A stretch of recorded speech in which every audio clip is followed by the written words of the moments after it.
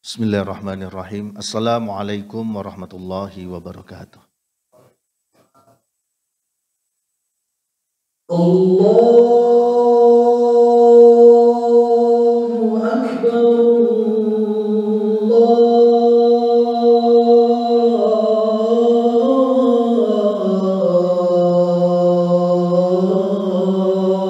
Allahu Akbar.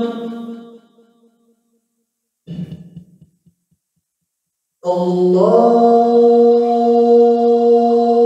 Akbar.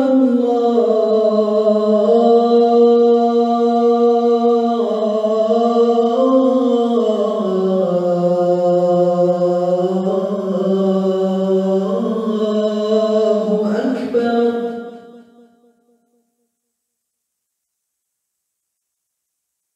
Asyhadu an la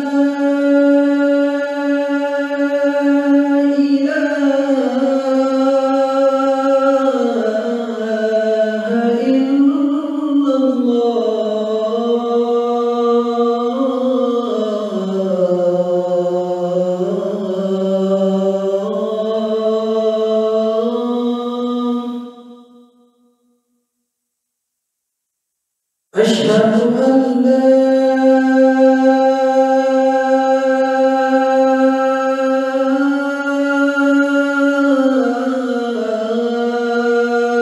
إله إلا الله.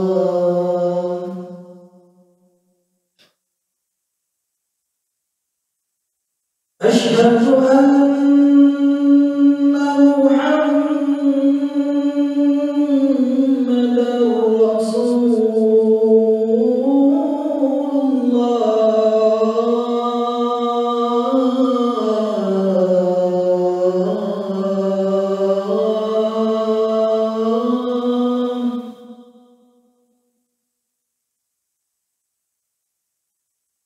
أشهد أن محمدًا رسول الله.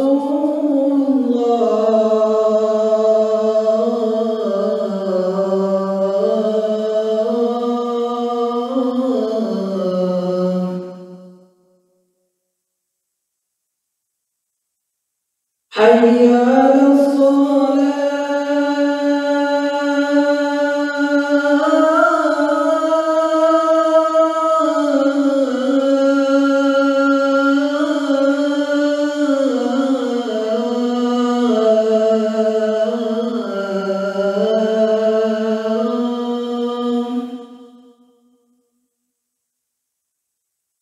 حي على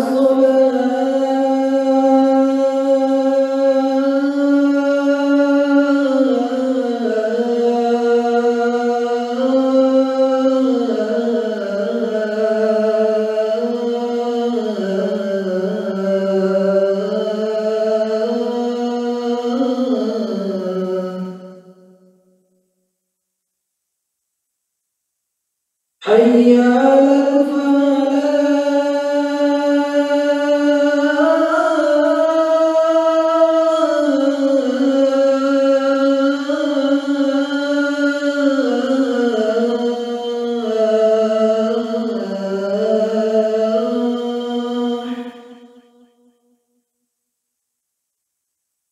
حي على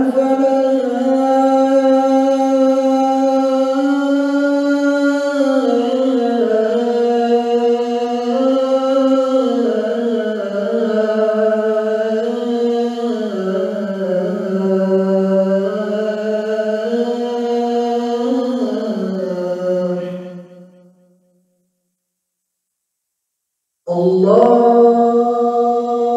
أكبر.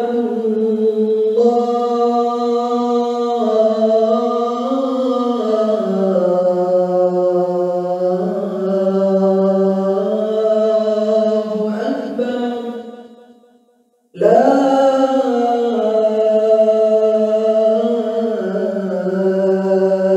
إله إلا الله.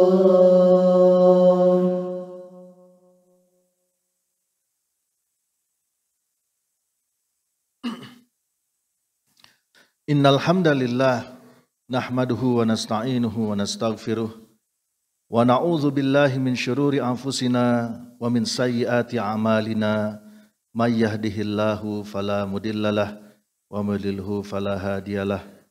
Asyhadu an la ilaha illallah wahdahu la syarikalah wa asyhadu anna Muhammadan abduhu wa rasuluhu la nabiyya ba'dah. Allahumma fashalli wa sallim ala sayidina Muhammad wa ala alihi wa ashabil kiram wa sallama tasliman katsira amma ba'd. Fa ya ibadallah usikum wa iyaya bitaqwallah wa ta'atihi faqad fazal muttaqun. Wa qala Allah ta'ala fi kitabihil karim wa huwa asdaqul qailin. A'udzu billahi minasy syaithanir rajim. Bismillahirrahmanirrahim. Zaharal fasadu fil barri wal bahri bima kasabat aydin nas liyudhiqahum ba'dallazi amilu la'allahum yarji'un. Wa qala Rasulullah sallallahu alaihi wasallam hadza hima wa asyara biyadihi ilal qa'i. Sadaqallahul azim wa sadaqa rasuluhul karim wa nahnu ala dzalika minasy syahidin. Hadirin sidang Jumat rahimakumullah. 2 hari yang lalu, tepatnya pada hari Rabu tanggal 21 September, UNDP Indonesia bersama dengan Badan Wakaf Indonesia telah meluncurkan satu report, yaitu yang disebut dengan Green Wakaf Framework. Jadi satu laporan kajian yang mencoba untuk melihat bagaimana tahapan-tahapan strategi-strategi dalam mengoptimalkan potensi yang dimiliki oleh umat dan bangsa ini dalam kaitannya dengan upaya untuk mencapai tujuan pembangunan berkelanjutan. Di mana sebagaimana yang telah kita ketahui bersama bahwa untuk mencapai tujuan pembangunan berkelanjutan, ya, kalau kita melihat peta jalan untuk SDGs tahun 2030, Bappenas mengatakan bahwa ya, dunia ini kita perlu 67.000 triliun rupiah kalau dirupiahkan. Supaya semua tujuan pembangunan berkelanjutan yang intinya adalah dalam rangka memastikan atau menjamin bahwa di masa depan kualitas kehidupan umat manusia tidak mengalami penurunan akibat kerusakan lingkungan dan sebagainya, itu ternyata membutuhkan pembiayaan yang sangat besar. Nah, oleh karena itu UNDP mereka telah sejak 5 tahun yang lalu mengembangkan satu lab terkait dengan yang disebut dengan innovative financing. Jadi pembiayaan inovatif di mana akan dilihat peran-peran instrumen-instrumen yang secara pendekatan keuangan biasa ini nggak masuk ya, dalam kamusnya pendekatan keuangan biasa. Ya, tetapi dicari instrumen-instrumen alternatif yang out of the box. Dan salah satu yang betul-betul memiliki potensi yang luar biasa antara lain adalah instrumen ZISWAF. Nah, dari yang sudah dilakukan selama ini, dari sisi zakat, telah dilakukan berbagai macam upaya untuk mendorong keterlibatan peran zakat ini dalam pencapaian SDGs. Telah dilakukan sejumlah program-program nyata sebagai realisasi bentuk keterlibatan instrumen zakat di dalam mencapai tujuan pembangunan berkelanjutan. UNDP bersama Basnas tahun 2018 lalu, mereka membuat program ya berdasarkan dana zakat, di mana Basnas yang melakukan pelaksanaan programnya di satu desa namanya Desa Lubuk Bangkar di Kabupaten Sarolangun di Provinsi Jambi. Jarak dari ibu kota Jambi pada saat itu adalah sekitar 4 jam ya, perjalanan menuju ke Desa Lubuk Bangkar. Masuk dalam kategori desa 3T. Tidak pernah mengenal listrik sejak Indonesia merdeka. Kemudian lewat program pembangkit listrik tenaga mikrohidro, ya, akhirnya dalam 2 tahun Desa ini sekarang menjadi desa champion di Jambi dan masuk menjadi salah satu dari 10 nominasi desa wisata dataran tinggi terbaik di Indonesia versi Kementerian Pariwisata. Jadi dana zakat luar biasa bisa mengubah, mentransformasi masyarakat. Nah karena itu melihat keberhasilan dari sisi dana zakat bisa mengubah desa 3T menjadi desa yang sekarang sangat luar biasa. Sehingga akhirnya pemerintah daerah pun juga memperbaiki akses jalan menuju desa itu yang tadinya sangat sulit dilewati. Maka kemudian kita mendorong satu instrumen lain yang juga memiliki potensi yang sangat luar biasa, yaitu adalah instrumen wakaf. Nah karena itulah kita coba dorong ya, bagaimana instrumen wakaf ini bisa ikut menjadi bagian dari alternatif solusi terhadap beragam persoalan yang kita hadapi hari ini. Kita berhadapan dengan persoalan lingkungan, perubahan iklim, ya, krisis energi dan sebagainya. Yang ini nanti mengancam masa depan kehidupan umat manusia sehingga dikhawatirkan generasi anak cucu cicit kita, ya, nauzubillah, jangan sampai kehidupan mereka jauh lebih parah dibandingkan dengan kehidupan kita hari ini akibat ketelodaran kita. Di dalam menjaga keseimbangan alam ini, di dalam menjalankan proses pembangunan yang berkeadilan, yang berorientasi kepada upaya-upaya di dalam menghasilkan keseimbangan dan keberlanjutan ekologis. Nah jadi inilah yang perlu kita lakukan hari ini. Bagaimana kita bisa mendorong wakaf ini untuk bisa ikut berperan dalam konteks itu dan sekaligus memberikan jawaban. Ya, jawaban terhadap berbagai macam persoalan-persoalan yang terjadi hari ini. Ya. Saking dahsyatnya problem climate change, problem lingkungan, kita tidak pernah menduga bahwa di pertengahan tahun ini 3 negara Eropa, Italia, Portugal, dan Spanyol harus, ya, kalau kita membaca berita, informasi di pertengahan tahun ini, mereka harus menjatah air, pemanfaatan air, bahkan salah satu kota di Italia dekat kota Pisa, itu sampai tukang cukur saja dilarang untuk mencuci rambut customernya itu 2 kali. Ya, mungkin sebelum dan sesudahnya kali dicuci. Nah itu dilarang sampai 2 kali. Saking apanya? Saking mereka berhadapan dengan kekeringan yang tidak pernah mereka bayangkan sebelumnya. Bahkan di Portugal dalam berita kita tahu, ya, dalam 1000 tahun ini adalah kekeringan terburuk. Kita nggak pernah menduga di negara Eropa yang sedemikian maju. Ya, belum lagi problem-problem yang kaitannya dengan energi dan sebagainya. Nah karena itulah hadirin sidang Jumat rahimakumullah, kita perlu untuk kemudian melihat secara jernih persoalan ini. Bahwa kekacauan-kekacauan yang terjadi ini, sebagaimana yang dinyatakan oleh Allah di dalam Al-Quran surat Ar-Rum ayat 41 yang saya bacakan di awal khutbah tadi, bahwa pada dasarnya ini semua adalah akibat perilaku kita. Perilaku kita yang selama ini orientasinya tidak berorientasi pada kemaslahatan. Yang orientasinya adalah pada orientasi yang bersifat keduniaan, materi, yang bersifat profit, yang kemudian akhirnya mengabaikan, ya, kewajiban untuk menjaga kelestarian lingkungan. Padahal Rasulullah SAW sendiri itu telah mengajarkan, ya, pentingnya menjaga lingkungan ini. Bahkan dalam hadis yang saya bacakan di awal tadi, Rasulullah ketika mendaki di satu gunung di wilayah An-Naki, di Madinah, beliau mengatakan, hadza hima. Apa itu hima? Hima itu adalah lahan yang aku akan lindungi. Ya, dalam satu buku, ya, di situ digambarkan lahan itu luasnya 2000 hektar. Ya, sambil beliau mengatakan wa asyara biyadihi ilal qa'i.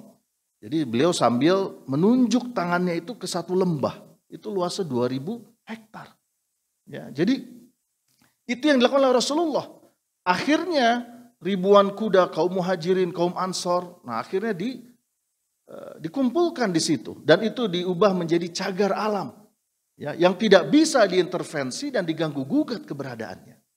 Ya, jadi hadirin sedang Jumat rahimakumullah, itulah ajaran Rasulullah.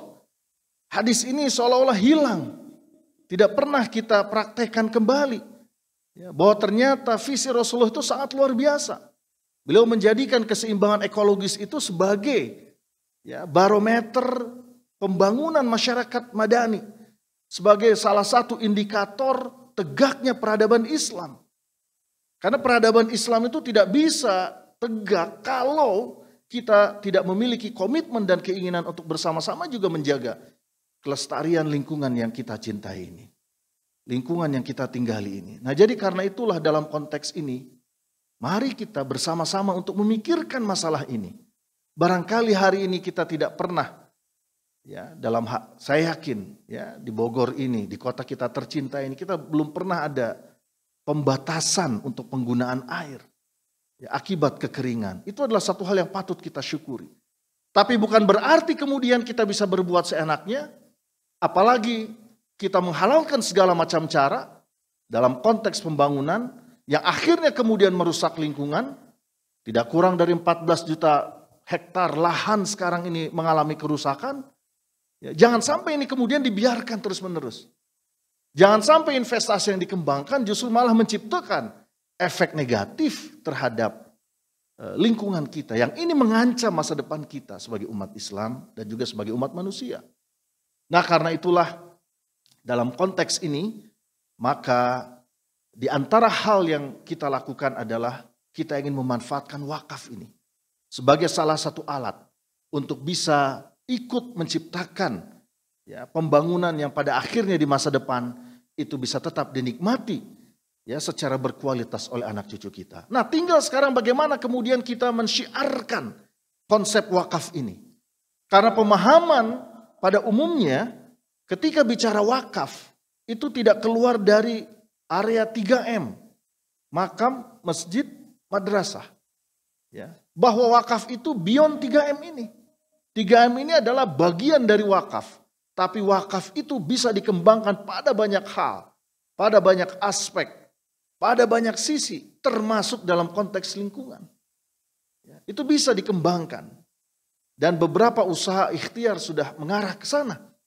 Misalnya ada satu pilot project, ya, yang disebut dengan program wakaf hutan. Itu adalah untuk bagaimana kita menjaga supaya hutan-hutan itu, ya, kalau dia statusnya adalah sebagai status wakaf, maka dia tidak bisa seenaknya ditebang, tidak bisa seenaknya kemudian dirusak. Karena itu adalah bagian dari aset wakaf yang harus dijaga keabadian dan kelestariannya. Nah, sosialisasi ini yang perlu untuk kita terus lakukan. Dan juga, ya, kita perlu mendorong ke depan program seperti yang dilakukan oleh Kuwait Awqaf Public Foundation. Ini adalah lembaga wakaf milik pemerintah Kuwait yang dipimpin oleh Menteri Wakaf dan Menteri Kehakimannya Kuwait. Mereka punya yang disebut dengan Environmental Fund. Jadi dana wakaf lingkungan. Ya, melalui mekanisme wakaf uang. Dikumpulkan wakaf uang dari masyarakat, ya, kemudian dikelola dan kemudian dikembangkanlah program-program pelestarian lingkungan. Saya kira gagasan ini juga bisa kita lakukan, ya, bahwa masyarakat bisa ikut berpartisipasi dengan wakaf uang. Ya, karena wakaf uang itu adalah alat atau instrumen ibadah yang memberi kesempatan kepada siapapun, ya, siapapun dari kita, dengan latar belakang pendidikan apapun, dengan latar ekonomi apapun, berapapun pendapatan kita, kita bisa ikut menikmati satu ibadah yang akan memberikan pahala berkelanjutan walau kita sudah meninggal. Ya, kita semua tahu dalam hadis yang sangat masyhur kan Rasulullah sudah mengatakan ada 3 amaliyah yang akan terus berlanjut pahala itu. Sedekah jariyah, kemudian yang kedua ilmu yang bermanfaat, dan yang ketiga adalah anak soleh yang mendoakan. Ya, kalau ilmu yang bermanfaat kita juga agak tahu nih apakah ilmu kita bermanfaat atau enggak. Seorang dosen belum tentu menjamin ilmunya akan bermanfaat. Demikian pula anak soleh yang mendoakan. Soal soleh tidaknya itu soal hidayah. Tugas kita adalah mendidik anak. Tapi kita tidak tahu akhir dari episode kehidupan anak kita. Kita hanya bisa mendidik semaksimal mungkin sesuai dengan tuntunan Allah dan Rasulnya. Nah, yang berada langsung direct under control kita, itu adalah wakaf, sedekah jariyah. Ya, itu adalah keputusan langsung, ya, bisa dilakukan oleh kita di bawah tanggung jawab kita sendiri. Maka kita perlu merencanakan akhirat kita antara lain dengan berwakaf. Jangan sampai nauzubillah, ya, Kita tidak tahu performa kita di akhirat akan bagaimana, kita nggak tahu. Yang bisa kita lakukan adalah kita ikhtiar supaya di akhirat kita tidak fakir pahala. Nah, salah satu ikhtiar kita itu adalah dengan mari kita gelorakan semangat berwakaf, termasuk berwakaf dengan uang. Ya, ini perlu untuk kita sosialisasikan.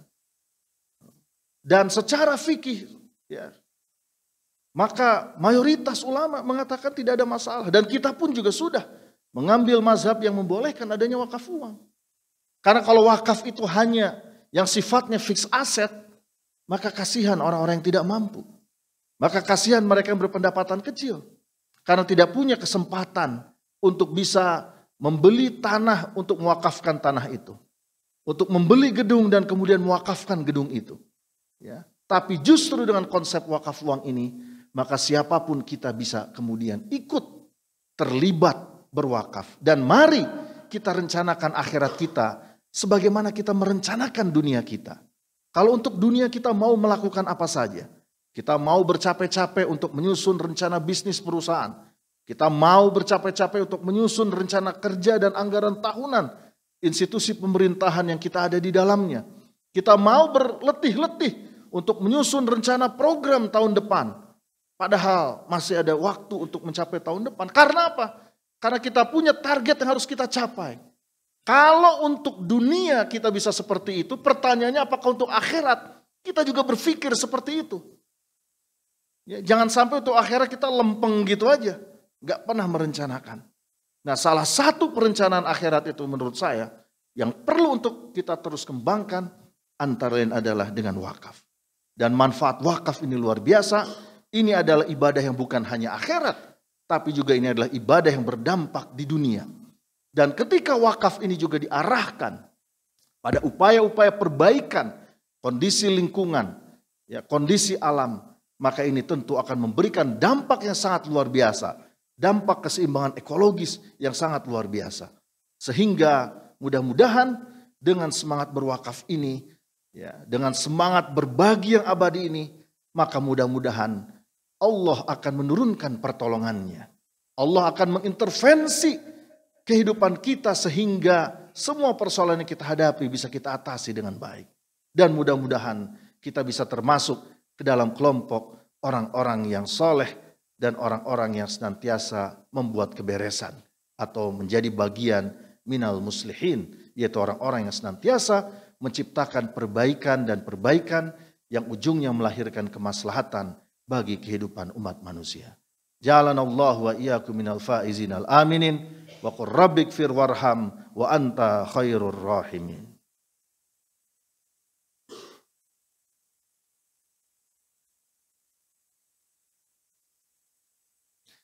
Alhamdulillah, alhamdulillahilladzi arsala rasulahu bil huda wa dinil haq yuzhirahu 'alad dini kullihi wa kafa billahi syahida.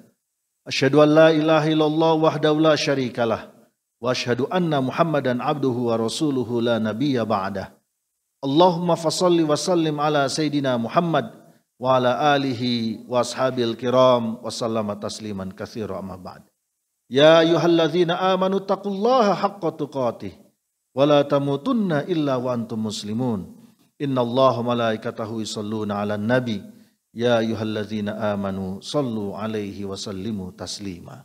Allahumma shalli ala sayidina Muhammad wa ala ali Muhammad kama shallaita ala Ibrahim wa ala ali Ibrahim wa barik ala Muhammad wa ala ali Muhammad kama barakta ala Ibrahim wa ala ali Ibrahim fil alamin innaka Hamidum Majid.